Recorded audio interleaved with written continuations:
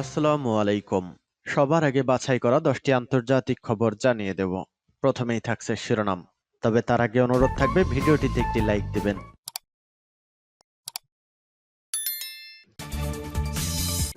দখলদার ইসরায়েলি বাহিনী এবং ফিলিস্তিন পুরোদমে যুদ্ধ চলছে। জানিয়ে দেব হাতে আসা সর্বশেষ আপডেট আন্তর্জাতিক সংবাদ। প্রথমেই সংবাদ শিরোনাম। প্রথমেই জানিয়ে দেব এবার পদত্যাগ করতে যাচ্ছেন ইসরায়েলের সেনাপ্রধান। এরপর জানিয়ে দেব ফিলিস্তিনের পক্ষে এবার কানাডার বিশ্ববিদ্যালয় বিক্ষোভ। এদিকে যুক্তরাষ্ট্র সফর স্থগিত করলেন এরদোগান। আরও জানিয়ে দেব নাইজেরিয়ায় স্থলমাইন বিস্ফোরণে 11 মিলিশিয়া যোদ্ধা নিহত। সর্বশেষ জানিয়ে দেব ভারত সফর স্থগিত করে চীনে কেন ইলন মাস্ক। এতক্ষণ শুনছিলেন সংবাদ শিরোনাম, এবারে বিস্তারিত। তবে অনুরোধ থাকবে ভিডিওটিতে একটি লাইক করবেন এবং কমেন্ট করে জানিয়ে দিবেন ফিলিস্তিন এবং ইসরায়েল যুদ্ধ নিয়ে আপনার মূল্যবান মন্তব্য। এবার পদত্যাগ করতে যাচ্ছেন ইসরায়েলের সেনাপ্রধান। গত 7 অক্টোবর ফিলিস্তিনের স্বাধীনতাকামী সংগঠন হামাসের যোদ্ধারা বিশ্বকে তাক লাগিয়ে ইসরায়েলের অভ্যন্তরে ঢুকে হামলা চালায়। ওই হামলা ঠেকাতে ব্যর্থ হওয়ায় ইতোমধ্যে পদত্যাগ করেছেন ইসরায়েলি সামরিক গোয়েন্দা প্রধান মেজর জেনারেল আহারন হালিভার। এবার সেই তালিকায় যুক্ত হতে যাচ্ছে খোদ ইসরায়েলি সেনাপ্রধান হার্জি হালেভি। এছাড়া আরও কিছু কমান্ডার রয়েছেন যাদেরও পদত্যাগে চাপ রয়েছে। খোদ ইসরায়েলি গণমাধ্যম এ সংক্রান্ত প্রতিবেদন প্রকাশ করেছে। বেসরকারি প্রচার মাধ্যম চ্যানেল 12-এর বরাত দিয়ে এ খবর দিয়েছে তুরস্কের রাষ্ট্রীয় বার্তা সংস্থা আনাদোলু। প্রতিবেদনে বলা হয়েছে ইসরায়েলের প্রতিরক্ষা বাহিনীর chief of staff Herzi Halevi কিছুদিনের মধ্যে পদত্যাগ করবেন বলে মনে করা হচ্ছে।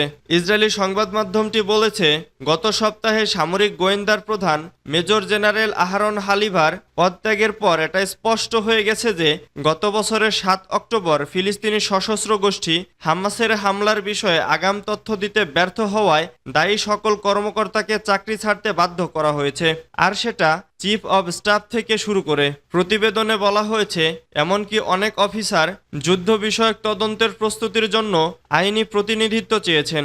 এর আগে গত সোমবার ইসরায়েলের সামরিক গোয়েন্দা সংস্থার প্রধান মেজর জেনারেল আহরান হালিভা পদত্যাগ ঘোষণা দেন। হামাসের গত 7 অক্টোবর ইসরায়েলের অভ্যন্তরে চালানো হামলার ঘটনায় গোয়েন্দা ব্যর্থতার দায় স্বীকার করে পদত্যাগের এই ঘোষণা দেন তিনি। অবশ্য নতুন গোয়েন্দা প্রধান নিযুক্ত না হওয়া পর্যন্ত তিনি দায়িত্ব পালন করবে বলে একই দিনে ইসরায়েলের সামরিক বাহিনীর এক বিবৃতিতে জানানো হয়।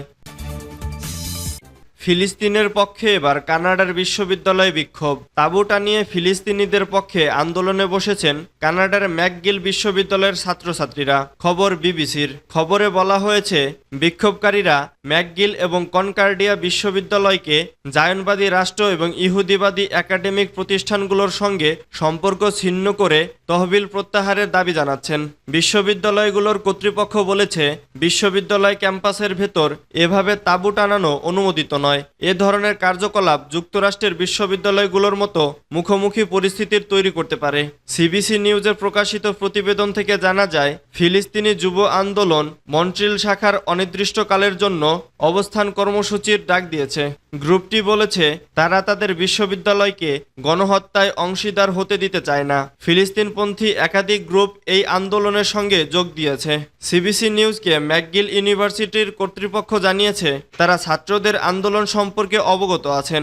বিশ্ববিদ্যালয়ের আইন যে পর্যন্ত ছাত্রদের এই আন্দোলনকে অনুমোদন করে সেই সীমা পর্যন্ত ছাত্রদের মত প্রকাশের স্বাধীনতাকে তারা সম্মান করবেন। যুক্তরাষ্ট্র সফর স্থগিত করলেন এরদোগান। তুরস্কের প্রেসিডেন্ট রিসেপ তাইপ এরদোগান আগামী 9 মে নির্ধারিত হোয়াইট হাউস সফর স্থগিত করেছেন। সূত্রের বরাত দিয়ে ব্লুমবার্গ জানিয়েছে প্রেসিডেন্টের সময়সূচি পরিবর্তনের ফলে এ সিদ্ধান্ত নেওয়া হয়েছে, তবে শিগগিরই নতুন তারিখ নির্ধারণ করা হবে।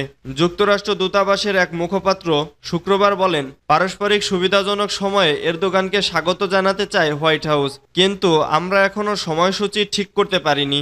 এরদোগান ও বাইডেন ইসরায়েলে যুদ্ধ, প্রতিরক্ষা সহযোগিতা এবং সন্ত্রাসবাদের বিরুদ্ধে লড়াই সহ বেশ কয়েকটি বিষয় নিয়ে আলোচনা করবেন বলে আশা করা হচ্ছে। সাম্প্রতিক বছরগুলোতে এই দুই দেশের মধ্যে সম্পর্কের অবনতি ঘটেছে।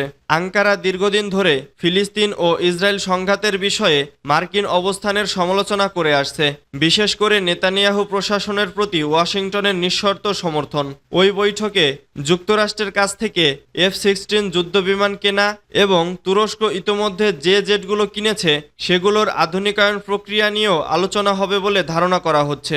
গত 4 দশক ধরে তুরস্কে হাজার হাজার মানুষকে হত্যা করা PKK সন্ত্রাসী গোষ্ঠীর সিরিয়ান শাখা YPGর প্রতি মার্কিন সমর্থনে তুরস্কের হতাশাও আলোচ্যসূচিতে থাকতে পারে। নাইজেরিয়া স্থলমাইন বিস্ফোরণে 11 মিলিশিয়া যোদ্ধা নিহত। নাইজেরিয়ার উত্তর পূর্বাঞ্চলে শনিবার স্থলমাইন বিস্ফোরণে 11 মিলিশিয়া যোদ্ধা নিহত হয়েছে। ক্যামেরুন সীমান্তবর্তী একটি মহাসড়কে তাদের গাড়ি এই স্থলমাইন বিস্ফোরণের শিকার হয়। তারা জিহাদিদের দমনে নাইজেরিয়ার সামরিক বাহিনীর পাশাপাশি কাজ করে থাকে। সামরিক বাহিনী দুটির সূত্র কথা জানিয়েছে। খবর AFPর।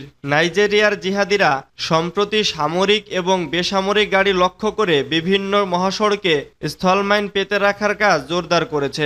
দেশটিতে 15 বছরেরও বেশি সময় ধরে ইসলামী বিদ্রোহ চলাকালে এক সময়ে তাদের নিয়ন্ত্রিত এলাকা থেকে বিতাড়িত হওয়ার পর তারা এখন এ পথ বেছে নিয়েছে।